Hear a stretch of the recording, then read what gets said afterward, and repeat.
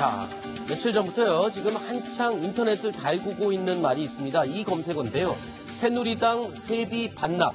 이 내용이 검색어 상위에 랭크가 되어 있습니다. 자, 국회의원들이 세비를 반납해야 하느냐 말아야 하느냐 이를 두고 이야기가 많은데 이게 뭐 어떤 사연이 있는 거죠? 강경석 기자가 정리를 해주시죠.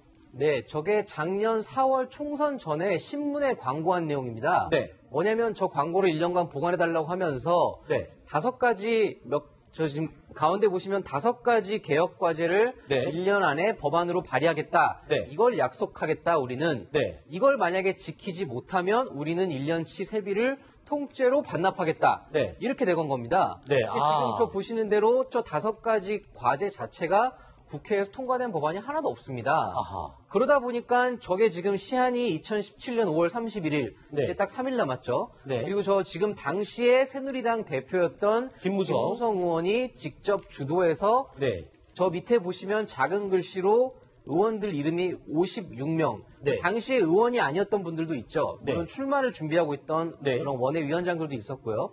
그래서 저 56명이 저렇게 사인을 한 겁니다. 그런데 문제는 지금 이제 3일밖에 안 남아서 그러면 지금 이 세비 어떻게 반납할 거냐 이런 얘기들이 나오고 있는 건데 지금 제가 저 56명 중에 당선된 게 몇 분인지 세봤더니 네. 총 32분이었습니다. 네. 그런데 또 하나 문제가 있습니다. 지금 저 김무성 대표 당시에는 새누리당 대표였죠. 그런데 작년 말에 박근혜 전 대통령 탄핵 과정을 거치면서 분당을 했고 네. 바른정당을 창당을 했고 그러다 보니 지금 주체가 없어진 겁니다. 그렇죠. 그래서 지금 저기에 나와 있는 새누리당 의원들은 이렇게 얘기를 합니다. 당이 한 공약이다. 네. 내가 개인적으로 한 공약도 아닌데 네. 당이 지침을 정해주면 따르겠다. 이렇게 얘기를 하고 있고 네. 당에선 이렇게 얘기합니다. 당시에 김무성 대표가 한 공약인데 우리가 어떻게 지침을 정할 수 있겠느냐. 아하. 이렇게 서로 약간 어떻게 보면 핑퐁 게임을 하고 있는 겁니다. 자, 그렇군요. 어쨌든 간에 뭐 본인들이 공개적으로 광고까지 내면서 5가지를 입법하겠다. 입법해서 실행하겠다라고 해놓고서는 지키지 못하니까 갑자기 또 딴소리를 하는 건데, 자, 바른정당이나 이 자유한국당 입장에서는 뭐라고 분위기가 어떻습니까? 그 의원들은 지금 아까 강경석 기자가 말한 것처럼 나 몰라라 하고 서로 떠넘기기만 하고 있는 거군요. 그러니까 저게 아까 대한민국과의 계약이라고 돼 있잖아요. 네. 근데 법적으로 계약이 되려면 계약은 양쪽이 약속을 하는 거예요. 손가락 그렇죠. 걸고. 저기 사인이 대한민국 사인 들어가 있습니까? 국민 한 사람 사인이라도 들어가 있습니까? 네. 김무성 대표 각 후보들 사인밖에 안 들어가 있어요. 네. 문서 자체가 아예 법적 효력이 없는 겁니다. 그냥 정치적 쇼였다는 게 저거 자체에서 또 나오는 거예요. 정말 이행을 할 거였으면 공익재단 한 군데라도 딱 지정을 해서 1년 뒤에 안 되면 여기에 이행을 하겠습니다 하고 양쪽에 협약을 체결했었어야죠. 그래서 지금 사실은 그냥 정치적인 그런 선전이었지 실제로 이행할 의사가 있었는지는 사실 법적으로는 의미 없어 보입니다. 자, 그래서 세비를 만약에 전원 반납을 한다 치면 어느 정도 되는지 계산을 해봤습니다. 자, 서명한 의원 56명 가운데 자, 의원에 당선된 사람이 32명이니까요. 자, 연봉 1억 4천여만 원, 상여금 포함해서 약 44억 원의 세비를 반납을 해서 절약할 수 있는 거 아닙니까? 근데 이제 저건 새 전일 가능성이 높기 때문에 네. 사실 실수령으로 하면은 이렇게 저보다 좀 낮아집니다. 네. 그리고 이제 방금 양지열 변호사께서 말씀하셨듯이 법적 효력이 없다라고 했기 때문에 정치적 부담만 지고 아마 세비를 반납하지 않을 가능성이 좀 더 높아지지 않았나 네. 생각이 듭니다. 자, 그래서 이 광고대로라면요, 29일이니까 오늘 이 세비 반납 기한 이틀 전입니다. 이틀 전. 그래서요, 오늘 한 라디오 매체에서 자유한국당의 정유섭 의원이 세비 반납 약속과 관련해서 입장을 밝힌 내용이 있습니다. 뭐라고 했는지 들어보시죠. 당시 이제 김무성 대표 시절에 저희 당 홍보국에서 여러 가지 공약을 내면서 김무성 대표가 대표 사인해서 이제 광고까지 했던 거고, 그러니까 당 홍보국에서 정한 일을 따른 건데 당에서 결정해줘야지 개인 보고 어떻게 이거 어떨 거냐 묻는 것은 그건 뭐 맞지 않다고 보고요. 당에서 결정을 하는 대로 따르겠습니다. 근데 그 당이 없어진 상태라 가지고 지금 애매해지. 아니 당에서 결정을 해줘. 반납하면 개인이 한 것은 아니니까. 지금도 당에서 결정하면 따라야죠. 좀 억울하죠. 공약성에는 안 들어간 내용인데 뭐 당의 공약이 세전으로 합니까? 세우로 합니까? 아직 모르겠습니다. 제가 결정 안 한다. 자, 이 상태로 보면은 뭐 세비 반납하는 의원은 거의 없다고 봐야 될 것 같아요. 그렇죠? 네, 맞습니다. 지금 아까 보신 대로 얼마든지 책임의 주체를 떠넘길 수 있는 상태인 겁니다. 김무성 대표가 한 공약이다. 당이 한 공약이다. 그런데 김무성 대표 어디 갔느냐? 바른정당에 갔다. 그래서 오늘 심지어 인터넷에서 어떤 이제 모 기자가 여러 군데 전화를 했더니 마치 공무원들이 다른 곳에 책임을 넘기는 듯한 그런 발언을 한 녹취를 영상을 공개를 했더라고요. 아하. 그래서 그런 식으로까지 지금 서로 책임을 떠넘기고 있는 상태이기 때문에 사실상 법적 효력도 없는 상황에서 네. 대안까지 세비를 반납할 의원들은 없지 않을까 이런 네. 생각을 합니다. 물론 법적으로 효력은 없을지언정 국민들은 이 상황을 다 지켜보고 마음속으로 평가를 하고 있을 겁니다. 그렇죠? 네. 그러니까 이제 중요한 것은요. 지금 1년 후에 지키지 않았다라고 해서 이렇게 넘어가면 안 되고요. 네. 만약에 다음 달 정도에 총선이 있었다면 다 지켰을 겁니다. 아하. 왜냐하면 이제 국민의 심판과 눈이 무서우니까. 그렇죠. 그런데 이제 총선이 앞으로 3년 뒤에 치러지지 않습니까? 네. 설마 이 약속 안 지켰다고 3년 뒤에 불이익이 있을까라고 네. 이제 쉽게 생각하시는 분들이 있을지 모르는데 요즘은 모든 것이 기록되기 때문에 그렇죠. 아마 1년 후에 지키지 않은 약속을 지키지 않았다라는 것을 3년 후에 총선 때 아마 좀 후회하게 될 날이 오지 않을까 하는 생각도 그리고 듭니다. 우리 유권자들이 굉장히 똑똑하고 기억력이 좋거든요. 예전 같지 않습니다. 금방 잊어버리지 않습니다. 자, 뉴스탑10 7번째 순위는 어떤 내용이 기다리고 있는지 확인해 보시겠습니다. 자, 박근혜 전 대통령과 최순실 씨에 대한 재판 이번 주에는요 3번 이어집니다. 월, 화, 목요일 3번 이어지는데 일정이 굉장히 빡빡하게 진행이 되는군요. 예, 그렇습니다. 앞으로 계속해서 3번 내지 4번 정도가 될 거고요. 네. 이렇게 될 겁니다. 보통 그 중에 하루 정도는 다른 재판에서 있었던 재판의 결과물을 서류 조사를 하고 네. 이틀 정도나 3일 정도는 증인신문을 할 텐데 네. 오늘 이제 삼성과 제일모직의 합병 대가로 삼성이 지원을 받았다는 부분에 대해서 주진영 전 한화투자증권 대표의 증언이 있었고요. 네. 내일도 그 정유라 씨가 역시 지원받은 경우에 관해서 마사의 직원들 위주로 해서 증인신문이 좀 있을 것으로 보입니다. 네. 그다음에 목요일 6월 1일에는 삼성이 결국 뇌물을 줬던 것에 그 합병 과정을 문영표 전 보건복지부 장관이 도와줬다라는 혐의를 받고 있기 때문에 네. 그 문영표 보건복지부 장관에 대해서 이미 재판이 있었지 않습니까? 네. 그 재판에서 나왔던 얘기들에 나오는 서류들을 중심으로 해서 네. 증거조사를 할 겁니다. 자, 주진영 전 대표가 이 증인으로 채택된 이유 네. 뭐였죠? 아까 양 변호사님께서 지금 말씀하신 것처럼 사실 이 사건의 가장 중요한 것은 삼성이 뇌물을 줬는데 그 이유가 무엇이냐? 바로 이제 이 지금 구속 수감 중인 이재용 부회장의 경영권 승계 그것을 위해서 삼성물산과 제일모직의 합병이 필요했고 네. 그것을 위해서는 청와대가 국민연금공단 큰 주주였던 국민연금공단의 승인이 찬성이 필요했고 네. 그래서 그런 구조로 이 뇌물 사건이 이어진다. 네. 그래서 그것을 증언하기 위해서는 사실 당시에 2015년 당시 삼성물산과 제일모직이 합병했을 때 국내 유수의 증권회사들이 모두 다 찬성을 했지만 거의 다 찬성을 했지만 하나투자증권의 사장이었던 주진영 지금 오늘 증인으로 나온 주진영 당시 사장만은 반대하는 보고서를 썼기 때문에 네. 오늘 증인으로 불러서 이 사건이 삼성물산과 제일모직의 합병이라는 것이 결국은 뇌물 사건의 발단이다. 이런 네. 것을 입증하기 위해서 오늘 불렀던 것입니다. 네. 자, 이 삼성물산과 제일모직의 합병을 반대를 했다가 불이익을 받았던 사람, 청문회 때 그 사람이었습니다. 당시 대화 내용 들어보시죠. 삼성물산 제일모직 합병 당시 국내 증권사 중 유일하게 왜 반대하셨습니까? 과대평가된 제일모직과 과소평가된 삼성물산을 시행령 핑계대면서 합병한다는 것이 너무 기가 막혔는데 모든 사람들이 다들 눈을 감거나 아니면 입을 닫거나 아니면 찬동하는 것을 보고 좀 기분이 안 좋았습니다. 보고서를 쓰지 말라고 하나 내부에서도 압력이 있었다고 들었습니다. 어떤 압력이었습니까? 하나그룹의 경영기획실장인 금춘수 사장이 하나그룹과 삼성은 사이도 좋고 앞으로 딜도 많고 그러기 때문에 부정적인 보고서는 쓰지 말아라 얘기를 해서 제가 그렇게는 하겠습니다. 약속 못 드립니다. 근데 얘기를 했고 보고가 나갔습니다. 1차 보고서.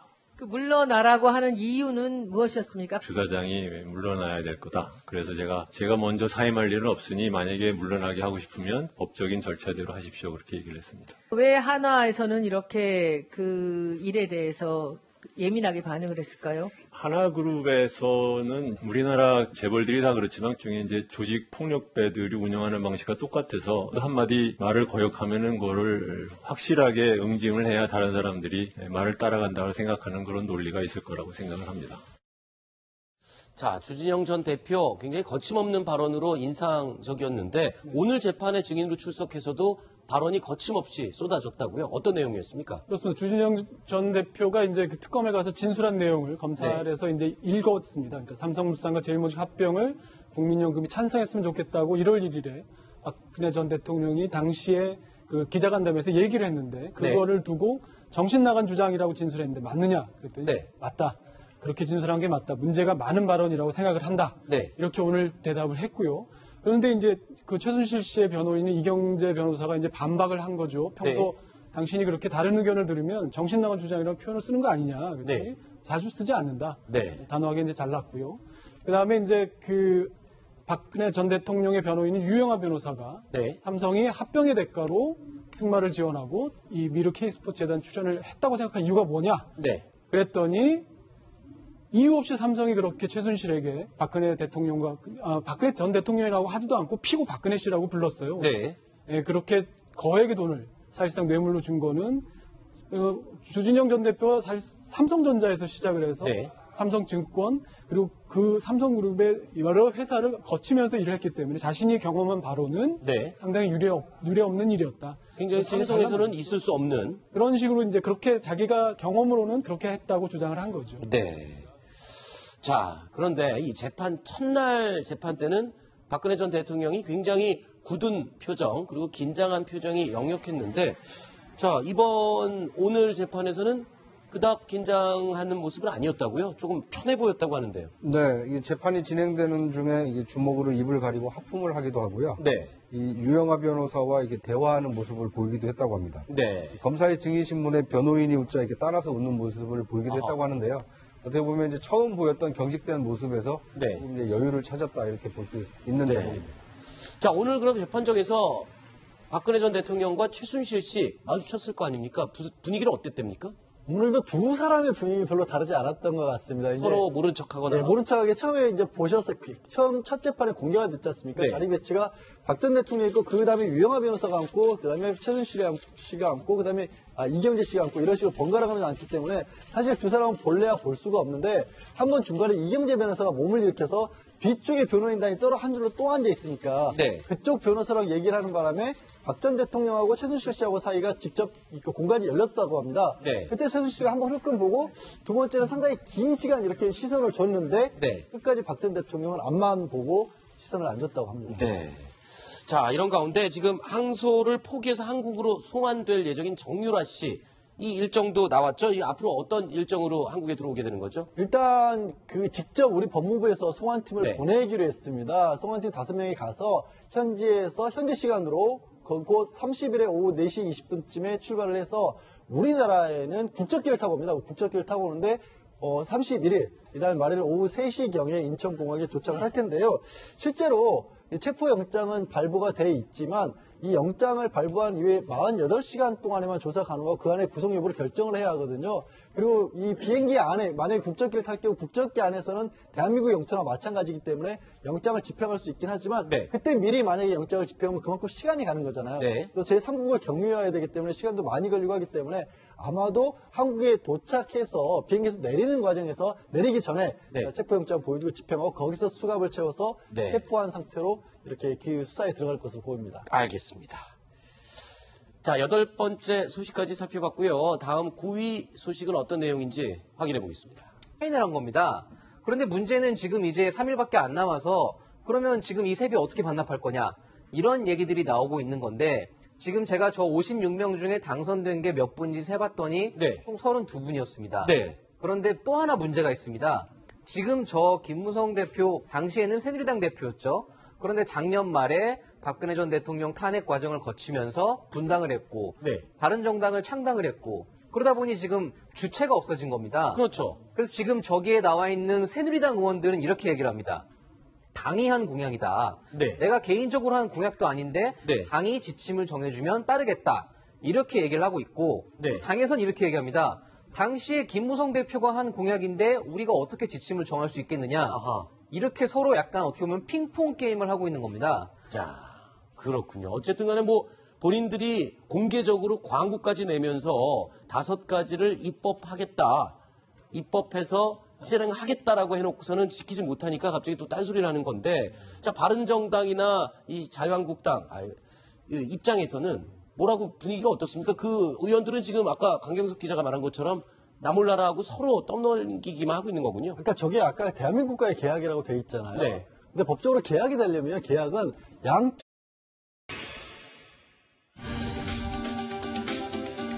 자, 며칠 전부터요, 지금 한창 인터넷을 달구고 있는 말이 있습니다. 이 검색어인데요. 새누리당 세비 반납. 이 내용이 검색어 상위에 랭크가 되어 있습니다. 자, 국회의원들이 세비를 반납해야 하느냐 말아야 하느냐 이를 두고 이야기가 많은데 이게 뭐 어떤 사연이 있는 거죠? 강경석 기자가 정리를 해주시죠. 네, 저게 작년 4월 총선 전에 신문에 광고한 내용입니다. 네. 뭐냐면 저 광고를 1년간 보관해달라고 하면서 네. 5가지 저 지금 가운데 보시면 5가지 개혁 과제를 네. 1년 안에 법안으로 발의하겠다. 네. 이걸 약속하겠다, 우리는. 네. 이걸 만약에 지키지 못하면 우리는 1년치 세비를 통째로 반납하겠다. 네. 이렇게 된 겁니다. 네. 지금 저 보시는 대로 저 5가지 과제 자체가 국회에서 통과된 법안이 하나도 없습니다. 아하. 그러다 보니까 저게 지금 시한이 2017년 5월 31일, 네. 이제 딱 3일 남았죠. 네. 그리고 저 지금 당시에 새누리당 대표였던 김무성 의원이 직접 주도해서 네. 저 밑에 보시면 작은 글씨로 의원들 이름이 56명. 네. 당시에 의원이 아니었던 분들도 있죠. 네. 물론 출마를 준비하고 있던 네. 그런 원외위원장들도 있었고요. 그래서 저 56명이 저렇게 의원이 세비 반납 약속과 관련해서 입장을 밝힌 내용이 있습니다. 뭐라고 했는지 들어보시죠. 당시 이제 김무성 대표 시절에 저희 당 홍보국에서 여러 가지 공약을 내면서 김무성 대표가 대표 사인해서 이제 광고까지 했던 거고, 그러니까 당 홍보국에서 정한 일을 따른 건데 당에서 결정해줘야지 개인 보고 어떻게 이거 어떨 거냐 묻는 것은 그건 뭐 맞지 않다고 보고요. 당에서 결정을 하는 대로 따르겠습니다. 근데 그 당이 없어진 상태라 가지고 지금 애매해지. 아니, 당에서 결정을 해줘. 반납하면 개인이 한 것은 아니니까. 지금도 당에서 결정하면 따라야죠. 좀 억울하죠. 공약성에는 안 들어간 내용인데 뭐 당의 공약이 세전으로 합니까? 세우로 합니까? 제가 결정 안 한다. 자, 이 상태로 보면은 뭐 세비 반납하는 의원은 거의 없다고 봐야 될 것 같아요. 그렇죠? 네, 맞습니다. 지금 아까 보신 대로 얼마든지 책임의 주체를 떠넘길 수 있는 상태인 겁니다. 그렇죠. 김무성 대표가 한 공약이다. 당이 한 공약이다. 그런데 김무성 대표 어디 갔느냐? 바른정당에 갔다.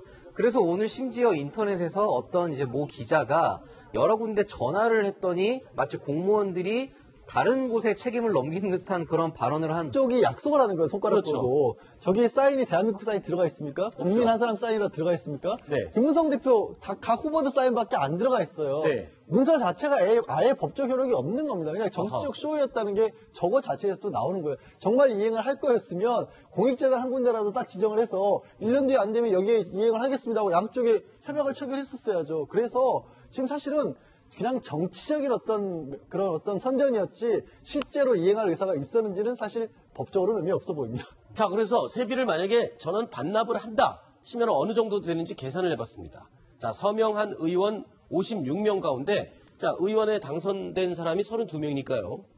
자, 연봉 1억 4천여만 원, 상여금 포함해서 약 44억 원의 세비를 반납을 해서 절약할 수 있는 거 아닙니까? 근데 이제 저건 새 전일 가능성이 높기 때문에 네. 사실 실수령으로 하면은 이렇게 저보다 좀 낮아집니다. 네. 그리고 이제 방금 양지열 변호사께서 말씀하셨듯이 법적 효력이 없다라고 했기 때문에 정치적 부담만 지고 아마 세비를 반납하지 않을 가능성이 좀 더 높아지지 않았나 네. 생각이 듭니다. 자, 그래서 이 광고대로라면요, 29일이니까 오늘 이 세비 반납 기한 이틀 전입니다. 이틀 전. 그래서요, 오늘 한 라디오 매체에서 자유한국당의 정유섭 의원 녹취를 영상을 공개를 했더라고요. 아하. 그래서 그런 식으로까지 지금 서로 책임을 떠넘기고 있는 상태이기 때문에 사실상 법적 효력도 없는 상황에서 네. 기한까지 세비를 반납할 의원들은 없지 않을까 이런 생각을 합니다. 물론 법적으로 효력은 없을 지언정 국민들은 이 상황을 다 지켜보고 마음속으로 평가를 하고 있을 겁니다. 그렇죠? 네. 그러니까 이제 중요한 것은요. 지금 1년 후에 지키지 않았다라고 해서 이렇게 넘어가면 안 되고요. 네. 만약에 다음 달 정도에 총선이 있었다면 다 지켰을 겁니다. 아하. 왜냐하면 이제 국민의 심판과 눈이 무서우니까. 그렇죠. 그런데 이제 총선이 앞으로 3년 뒤에 치러지지 않습니까? 네. 설마 이 약속 안 지켰다고 3년 뒤에 불이익이 있을까라고 네. 이제 쉽게 생각하시는 분들이 있을지 모르는데 요즘은 모든 것이 기록되기 때문에 그렇죠. 아마 1년 후에 지키지 않은 약속을 지키지 않았다라는 것을 3년 후에 총선 때 아마 좀 후회하게 될 날이 오지 않을까 하는 생각도 그리고 듭니다. 우리 유권자들이 굉장히 똑똑하고 기억력이 좋거든요. 예전 같지 않습니다. 금방 잊어버리지 않습니다. 자, 뉴스탑10 7번째 순위는 어떤 내용이 기다리고 있는지 확인해 보시겠습니다. 자, 박근혜 전 대통령과 최순실 씨에 대한 재판 이번 주에는요 3번 이어집니다. 월, 화, 목요일